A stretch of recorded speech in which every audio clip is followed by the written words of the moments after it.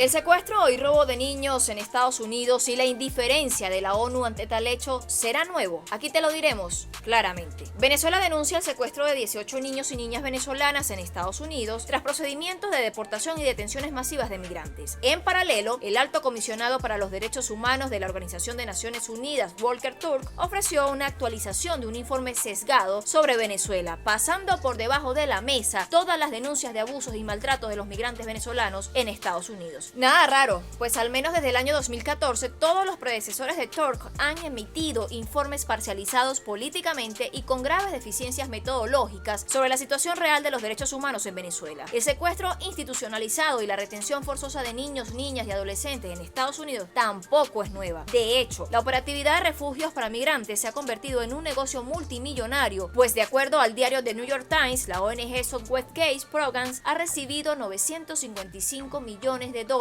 en contratos federales desde 2015 para operar refugios de menores migrantes bajo custodia del gobierno estadounidense, incluyendo un polémico centro que operaba en un antiguo Walmart de Texas. Esta entidad es solo una pieza de una industria mucho más amplia, lucrativa y secreta. Cerca de 12 contratistas gestionaron más de 30 refugios en Texas, mientras que otros actores administraban unos 100 centros en 17 estados. Un negocio que depende masivamente de fondos públicos. Y hay más. En el año 2019, la escritora mexicana Valerie Luiselli, investigadora de la crisis migratoria y su relación con el sistema penitenciario estadounidense, afirmó que la detención de migrantes en Estados Unidos es un negocio multimillonario. Mientras el Estado cobra $200 diarios por adulto encarcelado, la tarifa se duplica por cada menor de edad. Este modelo se sustenta en la privatización carcelaria, pues la empresa CoreCivic controla el 65% de las cárceles migratorias, tejiendo un círculo vicioso donde ICE detiene personas para generar ganancias que vía donaciones financian campañas políticas. Y adivinen quiénes son sus mayores accionistas. Las accionistas BlackRock,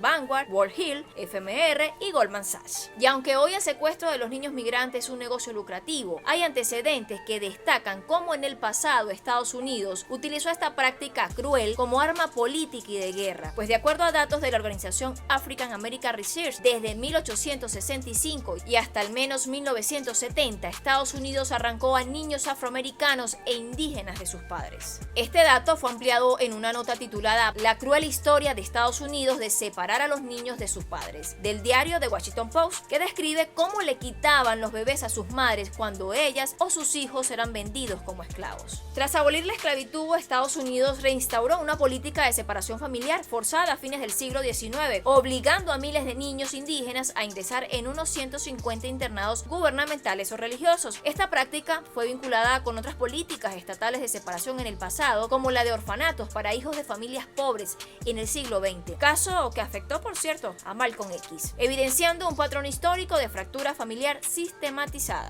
Pero la abominación no llega hasta ahí. En el año 1960, a través de la Operación Peter Pan, la Iglesia Católica y grupos anticomunistas cubanos trasladaron a más de 14.000 niños cubanos entre 6 y 18 años desde Cuba a Estados Unidos, utilizando el pánico propagado por rumores falsos de que el gobierno castrista quitaría la patria potestad a los padres para adoctrinar a los niños en el comunismo. Un exagente de la CIA de nacionalidad cubana cuenta que todo eso se hizo porque en la guerra todo es válido. El resultado de este macabro plan, muchos niños sufrieron abusos, adopciones forzadas o nunca volvieron a ver a sus familias. De la década del 60 nos venimos al primer periodo del gobierno de Donald Trump, durante el cual implementó la política de tolerancia cero, criminalizando todo cruce irregular de la frontera Estados Unidos-México, incluso de solicitantes de asilo, y procesando penalmente a los migrantes, lo que forzó la separación sistemática de niños y padres. De acuerdo a un informe oficial del Departamento de Salud y Servicios Humanos de Estados Unidos, publicado en enero de 2020 y según declaraciones judiciales de una demanda de la Unión Estadounidense por las Libertades Civiles del 2020 contra la ICE, el gobierno admitió 5.556 separaciones entre julio de 2017 y junio de 2018. Investigaciones posteriores sugieren que el número real supera los 8.000 niños, incluyendo casos previos a 2018 y no registrados. Además, organismos de derechos humanos como Amnistía Internacional y estudios académicos de American Journal of Public Health sostienen que el total podría rondar los 9.000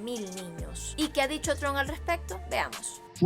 Cuando le dices a una familia que si vienen los vamos a separar, no vienen. Hay un dato mucho más grave. Según testimonios de empleados y exempleados, abogados y documentos internos obtenidos por ProPublica y de Texas Tribune, la Oficina de Reubicación de Refugiados, agencia federal encargada de proteger a niños migrantes no acompañados, ha sido convertida en herramienta de deportación bajo el actual mandato de Trump, pues esta oficina está compartiendo información sensible de niños y patrocinadores con ICE, facilitando detenciones mediante visitas sorpresa a hogares de familiares que acogen a los niños. Esta política estadounidense viola la Convención sobre los Derechos del Niño de la ONU, que prohíbe apartar a niños de sus padres salvo decisión judicial y con garantías de reunificación. ¿Y qué hace la ONU al respecto? Nada.